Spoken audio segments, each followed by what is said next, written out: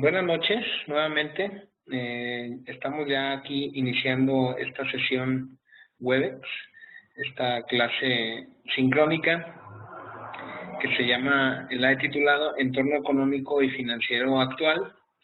Es una clase que nos puede ayudar un poquito con la materia que estamos llevando de manera virtual y algunos temas que pueden ser de su interés y que de alguna manera pueden reforzar lo que ya hemos comentado y visto hasta el momento en la materia, en la parte virtual, en los foros y en sus actividades que he tenido la oportunidad de revisar y que pues estamos compartiendo y aprendiendo todos de todos. Bienvenidos nuevamente. Mi nombre es Carlos Aranda, ya hemos estado en contacto en plataforma, pero me presento de manera oficial con ustedes. ¿Qué es lo que vamos a tener como meta de este tema?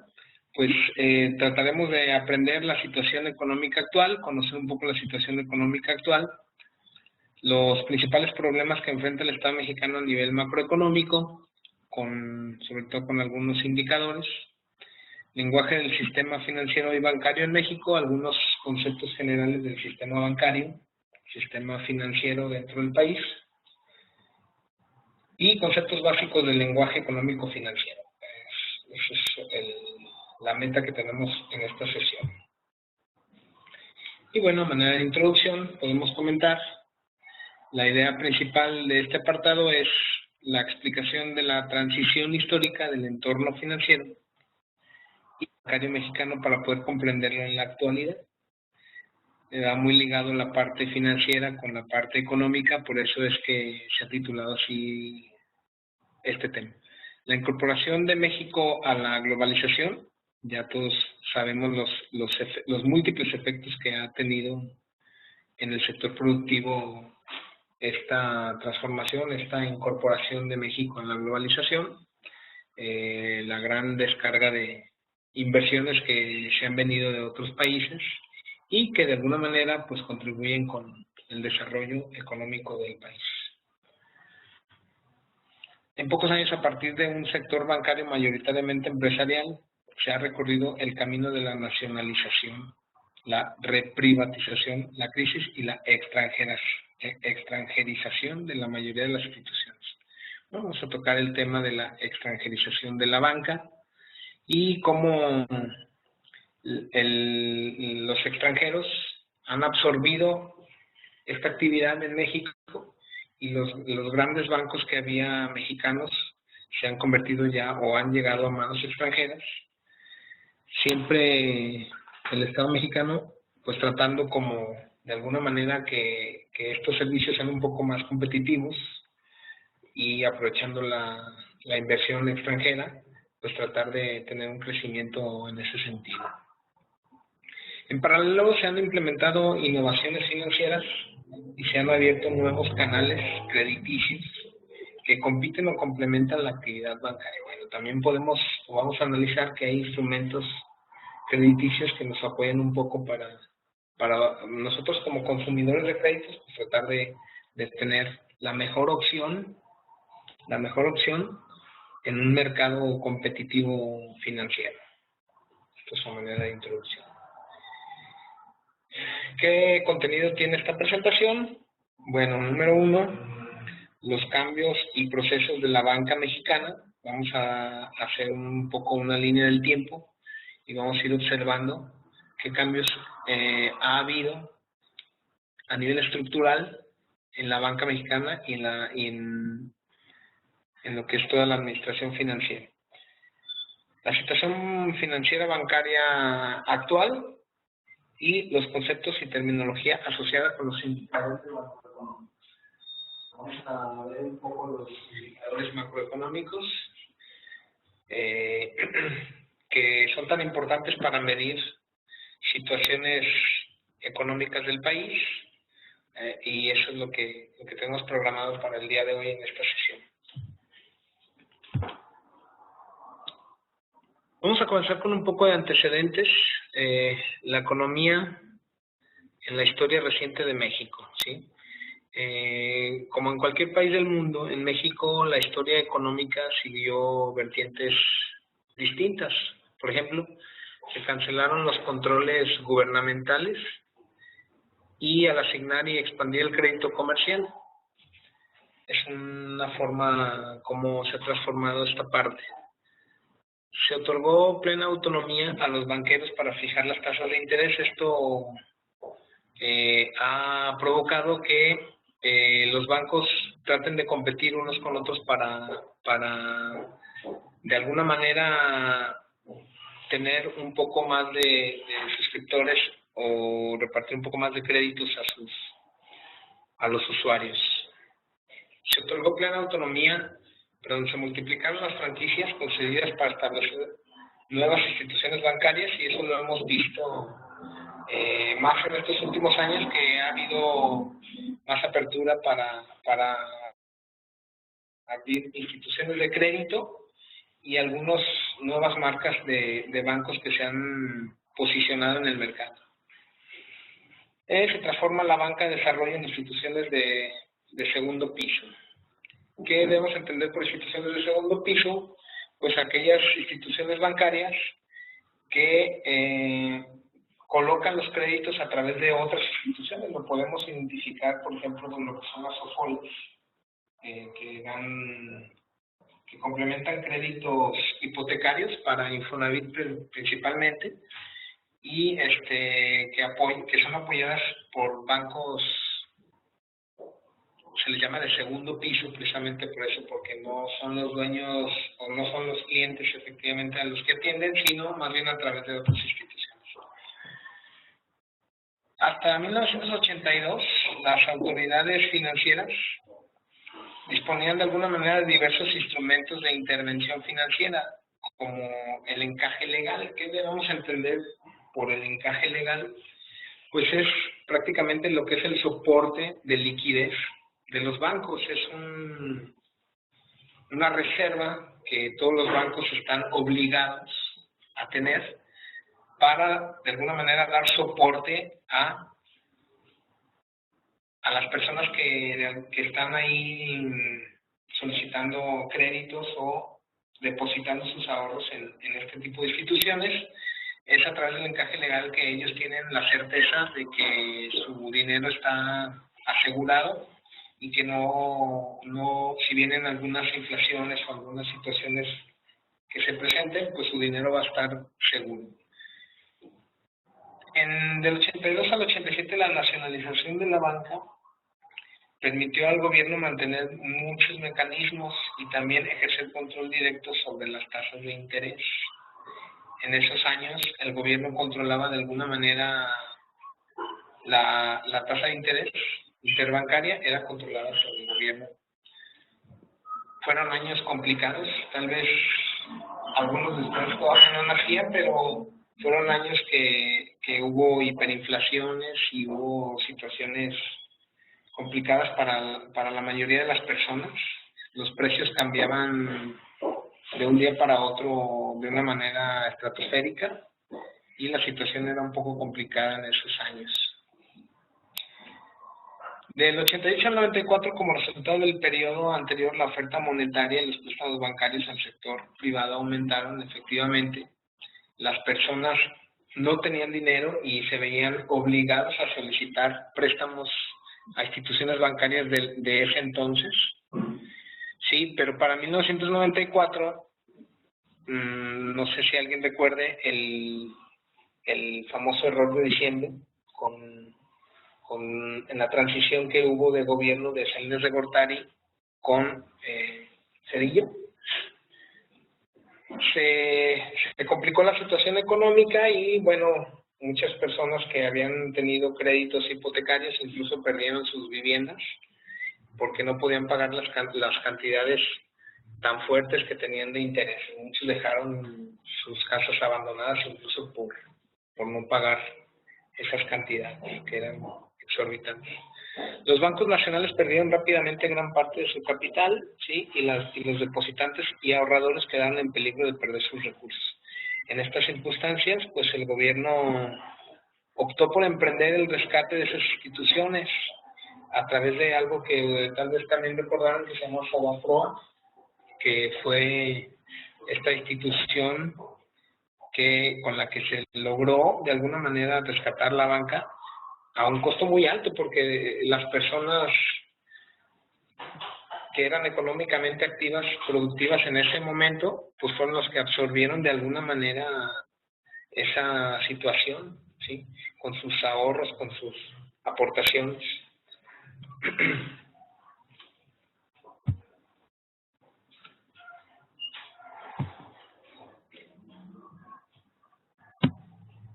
Muy bien. En 1996 el sistema bancario tenía en México 53 instituciones bancarias. Para 2002 solo habían sobrevivido 36 de esas 53 que había en 1996. De 2008 a 2016, de los 18 bancos inicialmente privatizados, solo quedó una tercera parte. Y los 6 más importantes fueron vendidos a capital extranjero. Bancomer, que se convirtió en BBVA Bancomer, Banamex, que sigue llamándose Banamex, pero es solo una cuestión estratégica porque el capital está en manos de extranjeros, el banco está en manos de extranjeros, la administración de ese banco está en manos de extranjeros. Serfín, que se acuerdan era el del Periquito, también cambió, Santander, Serfín, ¿sí? El Banco Vital, Inverlat y Banco Mexicano. Fueron los bancos más importantes de la época que de alguna manera sí, pues tuvieron que pasar a manos de extranjeros. Eso el gobierno esperaba que de alguna manera se profesionalizara en los servicios y que los usuarios tuvieran un mejor servicio servicios financieros, tuvieran acceso a mejores servicios financieros. Esto probablemente sí haya cambiado. La verdad es que en esos años, los 80s, 90s, yo recuerdo que los bancos tenían un horario muy poco extendido, cerraban a la 1 de la tarde, no tenían buenos servicios, como eran del gobierno, pues de alguna manera había mucha burocracia, y a medida que se privatizaron y pasaron a manos algunos de extranjeros, otros de mismos mexicanos, pues esto vino a favorecer un poco lo que fue el servicio como tal, ¿sí? El servicio como tal. Y pues la competencia entre ellos provocó que nosotros tuviéramos acceso a mejores servicios bancarios y también a mejores tasas de interés. En la actualidad, bueno, pues sabemos que podemos recurrir a créditos y lo que hacemos pues es de alguna manera buscar la mejor opción para que el crédito que estamos dispuestos a solicitar pues sea también no tan oneroso en ese sentido, ¿no? Y tratamos como de buscar la mejor opción y los bancos también ofrecen esas alternativas. Compiten entre ellos para tener más usuarios de la banca, de alguna manera. Con esto no quiero decir que haya sido, que yo esté de acuerdo en la privatización, ni tampoco puedo decir que no lo estoy. Simplemente yo sí veo una mejoría en ese sentido, en los servicios, porque hubo mayor competencia. Pasa también con la gasolina, por ejemplo, ¿no? Ahorita tenemos bien claro que en México el monopolio de la gasolina pues tiene Pemex, ¿sí? Y pues ya vemos el precio de la gasolina que está muy alto y sube con mucha facilidad, a pesar de las promesas de nuestro presidente de estabilizar ese precio. Pues no se ha podido porque pues por los déficits presupuestales que ha tenido el gobierno federal, se ha visto obligado pues a castigar el precio de la gasolina, cosa que tal vez cambiaría si hubiera una competencia interna en gasolinas. En Estados Unidos, por ejemplo, sí hay varias marcas de gasolina y ellos compiten, ¿sí? Pueden manejar precios más económicos y por lo tanto promociones y tratan de alguna manera pues de captar más clientes en ese sentido, ¿no? Pasó lo mismo con la banca en esos años cuando se fue a manos de extranjeros. Yo estoy seguro y creo que así debiera ser. En el caso de que en México hubiera más marcas de gasolina, esto beneficiaría a los usuarios finales que somos nosotros, ¿no? Porque tendríamos acceso a tal vez mejores precios por la competencia interna que será entre las empresas, entre las marcas. Ok, pero ¿en qué consiste la extranjerización de la banca? Se refiere a cuando la banca internacional penetra y desplaza o compra a la banca nacional. En los países en desarrollo, como es México, pero singularmente en América Latina, la penetración de la banca internacional ha desplazado o comprado a la nacional. Y hay un dato muy revelador en ese sentido, que vamos a ver un poco más adelante en esta presentación. ¿Cuál es el nivel de extranjerización de la banca en México? Bueno, las instituciones internacionales tienen el control mayoritario, y este es el dato que les comentaba: el 85% del capital invertido en banca múltiple está en manos de extranjeros, ¿sí? Los bancos más importantes en México, como son Bancomer, Banamex, pues están en manos de extranjeros. Y alrededor del mismo porcentaje de la cartera de crédito. De toda la cartera de crédito que existe en el país, el 85% está en manos de extranjeros. No sé qué opinan al respecto, pero sí es un dato bastante revelador.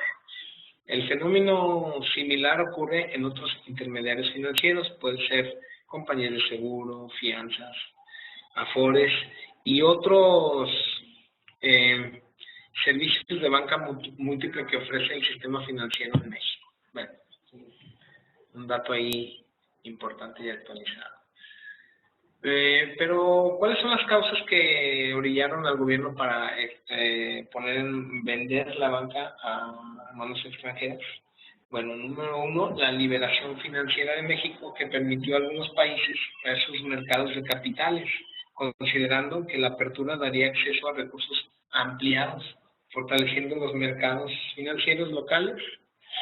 Eso, de alguna manera, viene provocado a raíz del ingreso de México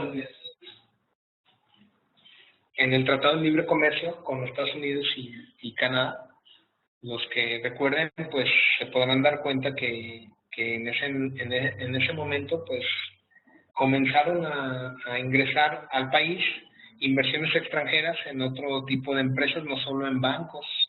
El gobierno vio la oportunidad y pues trató de privatizar la banca y dejarla en manos de extranjeros, provocando tal vez que hubiera una competencia interna, sobre todo en los servicios bancarios a los que tenemos acceso.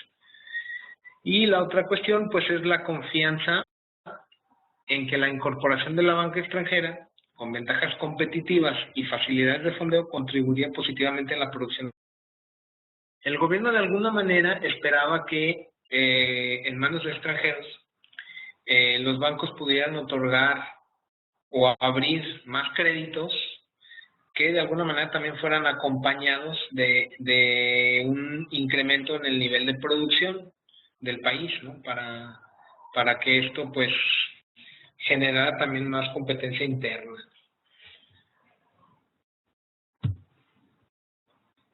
¿Cuál es la situación en otros países? Bueno, ya lo habíamos comentado, en América Latina, por ejemplo, los países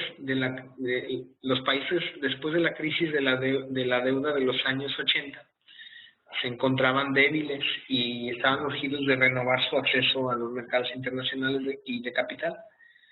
Esto fue posible hace 2 o 3 décadas. La mayoría de los países ha eliminado las barreras al comercio, eso es un hecho. Ellos ya se han abierto y han aceptado la inversión extranjera en sus países, al igual que nosotros, ¿no? Se ha crecido mucho esto de los tratados de libre comercio y pues de alguna manera los países hacen alianzas para poder combatir el rezago económico en el que estamos en toda América Latina, ¿no? Hay mucha gente que vive tal vez con $1 al día o menos de $1, ¿sí? Y pues esto es una oportunidad que ellos ven, que los gobiernos ven para poder tener un crecimiento y desarrollo en sus países, al igual que en México también.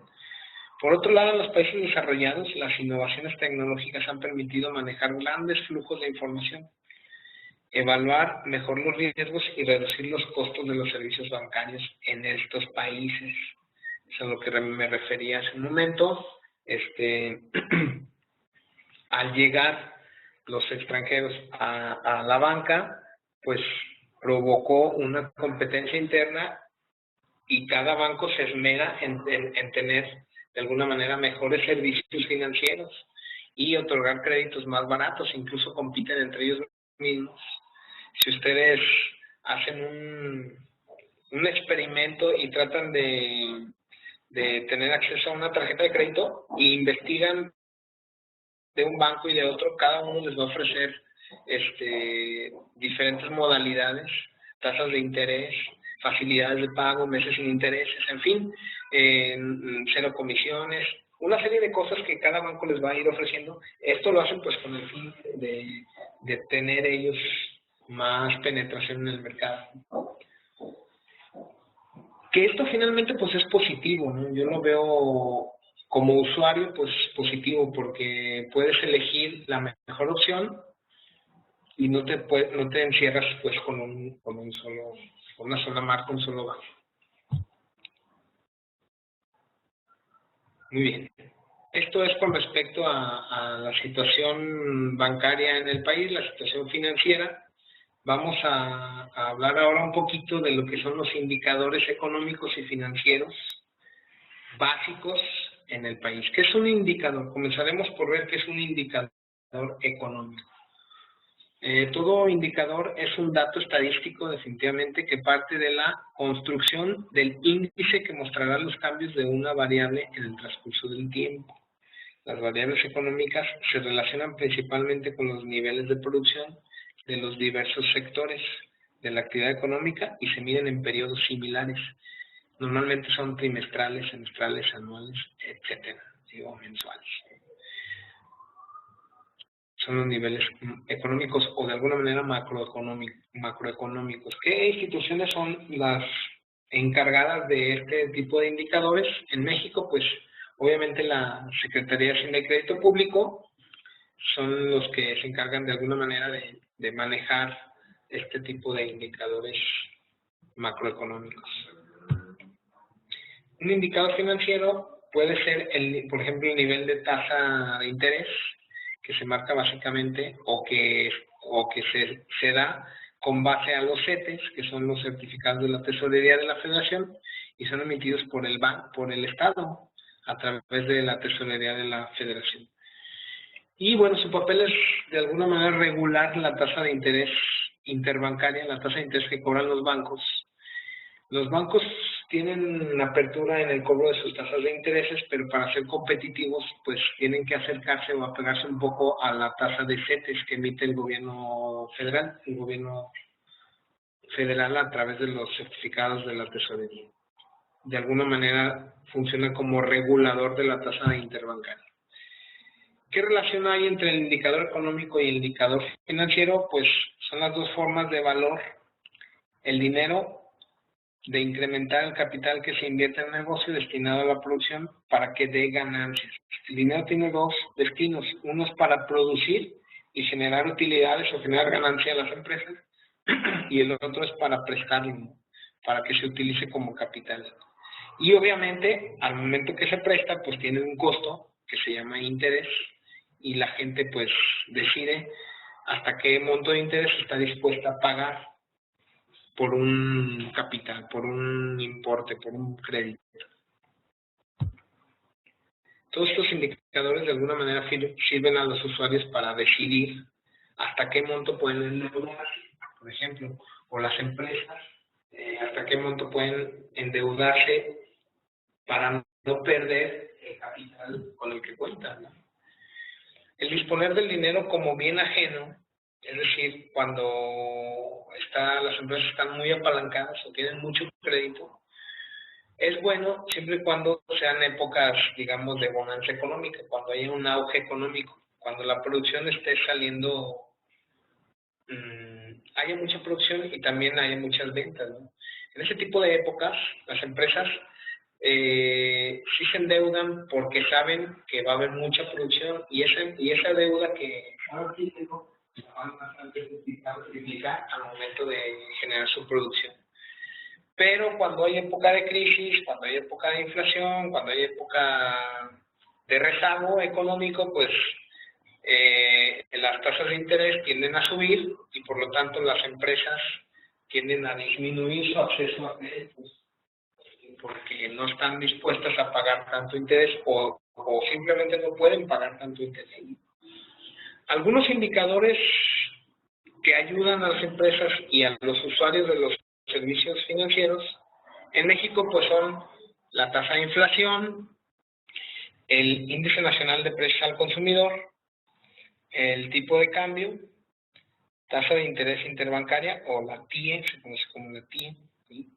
La balanza comercial, las reservas internacionales y el Producto Interno Bruto, el PIB. Vamos a ver cada uno de ellos. ¿Qué es la inflación? La inflación es un fenómeno que ocurre cuando hay un aumento sostenido de precios. Los precios de los productos suben, así como de los servicios. Todo tipo de servicios o productos, la habitación, las rentas, comida, vestido, en fin, todo tiene una tendencia a subir precios, eso es la inflación. Pero ¿por qué se da la inflación o cuáles son los factores que causan la inflación? Bueno, son diversos, pero vamos a comentar algunos, por ejemplo, el del aumento de la demanda de productos o servicios por encima de la producción, del crecimiento. Es decir, cuando los bancos o el Banco de México emite dinero y lo coloca en los bancos a través de créditos, si esos créditos o ese dinero que salió a circulación no va acompañado de un incremento en la producción de bienes y servicios, estos se van a encarecer y va a provocar que haya un incremento en los precios. Al mismo tiempo, pues esto es lo que va a provocar una época, una zona de inflación. Otro es los choques por el lado de la oferta, como pueden ser aumentos de costos, salarios, insumos, etcétera, o alguna otra contracción inesperada del producto. Otro factor es la inercia, es decir, los individuos fijan sus precios considerando qué sucederá con el resto de los precios del mercado. Y aquí hablamos, por ejemplo, de lo que es la especulación comercial. Cuando los productores de cualquier sector escasean el producto y esto provoca que los consumidores busquen por todos lados comprando y esto provoca también que se incremente el precio. Lo vimos hace un tiempo, por ejemplo, con bienes de primera necesidad como la tortilla, que los productores de maíz almacenaban el maíz y no lo sacaban al mercado, provocó que se escaseara la tortilla y provocó también un incremento en el precio de la tortilla. Y a eso se le conoce como especulación comercial. El Índice Nacional de Precios al Consumidor es un indicador económico de gran importancia en México porque sirve para medir a través del tiempo la variación en los precios de la canasta de bienes y servicios, la canasta básica, que es un conjunto de bienes o servicios representativa del consumo de las familias promedio en México, que es lo que más se consume. El Banco de México realiza una investigación mes con mes, ¿sí?, de los precios al inicio y al final de cada precio, de los bienes de la canasta básica y determina un indicador que es el Índice Nacional de Precios al Consumidor, que sirve para medir ese incremento en los precios. Otro indicador importante es el tipo de cambio. ¿Qué es el tipo de cambio? Pues el precio por el cual una moneda puede ser convertida a otra, ¿no? ¿Cuántos tipos de cambio hay? Pues se conocen generalmente dos: tipo de cambio a la vista o spot, que es por cambio inmediato, y el tipo de cambio a futuro, que se utiliza para negociar a una fecha posterior. Las monedas comercializadas libremente en los mercados cambiarios también tienen esos tipos de cambio. La tasa de interés. La tasa de interés es otro indicador macroeconómico. Es el porcentaje que se paga al pedir un préstamo o al pedir un crédito, al solicitar un crédito, ¿sí? Es el valor de ese crédito. Para una persona que pide prestado dinero a un banco, la tasa de interés será el costo principal de su préstamo. Es lo que le cuesta al consumidor solicitar ese crédito o disponer de ese dinero para solventar alguna situación. Hay otro tipo de tasa de interés, que es la tasa de interés interbancaria, ¿sí? La TIE, es la tasa que reflejan las condiciones del mercado de dinero que calcula diariamente el Banco de México, ¿sí? Con base en las cotizaciones de las tasas de interés ofrecidas a distintos plazos por los diferentes bancos. Es como un promedio de todas las tasas de interés que ofrecen todos los bancos, ¿sí? Ya habíamos comentado que los bancos ofrecen diferentes tasas para ganar más usuarios. La balanza comercial es otro indicador importante y pues es la diferencia contable entre las exportaciones y las importaciones en un país. Es una resta muy simple y las importaciones son compras de bienes, las exportaciones son las mercancías que salen de un país y se venden o envían en el extranjero o en otro país. Las importaciones, por lo contrario, las mercancías que ingresan al país porque son adquiridas en otros países.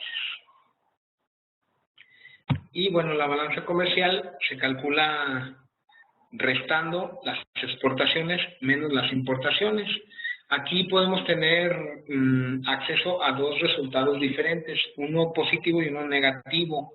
Cuando las exportaciones superan a las importaciones, estamos diciendo que es un resultado positivo y que se llama superávit comercial. La balanza comercial está en superávit. Para un país es más benéfico que exporten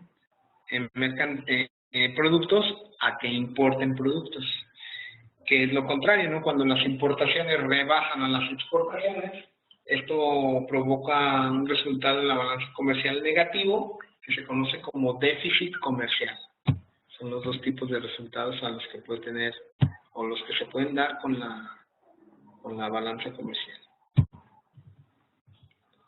Otro indicador importante es el Producto Interno Bruto, el que por sus siglas es PIB, ¿sí? Y es la medición de todo lo que se produce para el consumo final dentro de nuestro territorio nacional. Es la suma de toda la producción que hay en el país, ¿no? Es una de las variables más mencionadas por los economistas porque tradicionalmente se ha utilizado como indicador general de la riqueza de un país. Es un indicador que aunque no es muy exacto, sí nos da un parámetro de cómo se vive o cómo es la vida o la situación económica en un país. ¿Cómo se calcula el Producto Interno Bruto? Pues puede hacerse según el precio de los factores o según los precios del mercado. La relación entre ambos se obtiene restando al PIB los costos de los de mercado y los impuestos directos ligados a la producción y a las subvenciones de explotación. Es la forma en que cada país calcula lo que es el Producto Interno Bruto. Muy bien. He concluido lo que es la parte de la presentación. Es el material que yo había preparado para este tiempo. Tenemos un tiempo corto para escuchar algunos comentarios de ustedes. Voy a abrir los micrófonos por si quieren hacer un comentario final o alguna duda o comentario que tengan para concluir esta sesión. No tengo ninguna duda. Ok, muy bien, Betsabe. No sé si tengas algún comentario final ya para cerrar. Pues tampoco. ¿Qué te pareció algo que te haya llamado la atención? Pues me pareció bastante bien. Es así como una confirmación de todo lo que hemos estudiado en esta semana. Sí. Y pues con esto así como que nos da la certeza de que estamos en lo correcto con lo que hemos investigado. Muy bien. Sí, de hecho, de eso se trataba esta parte de alguna manera poder reforzar los temas que estamos viendo en la plataforma y pues qué bueno que esto viene un poco a solventar esa parte, ¿no? Sí, así es. Muy bien. ¿Algún otro comentario, Betsabe? No, pues ninguno. Muy bien. Bueno, entonces pues si no hay más preguntas o más comentarios, con esto terminamos. Damos por terminada la sesión Webex y pues seguimos al pendiente en la plataforma de sus actividades y darle seguimiento a sus dudas a través de los foros. ¿Sí? Ahí Muy bien. estamos a sus órdenes y seguimos en contacto. Bueno, muchísimas gracias. Sí, no me queda también más que agradecer su participación y reiterando mi apoyo a través de la plataforma. Estoy ahí a sus órdenes. Gracias. Ok, hasta luego, gracias. Hasta luego. Que descanses. Bye. Hasta luego, bye. Igualmente, bye.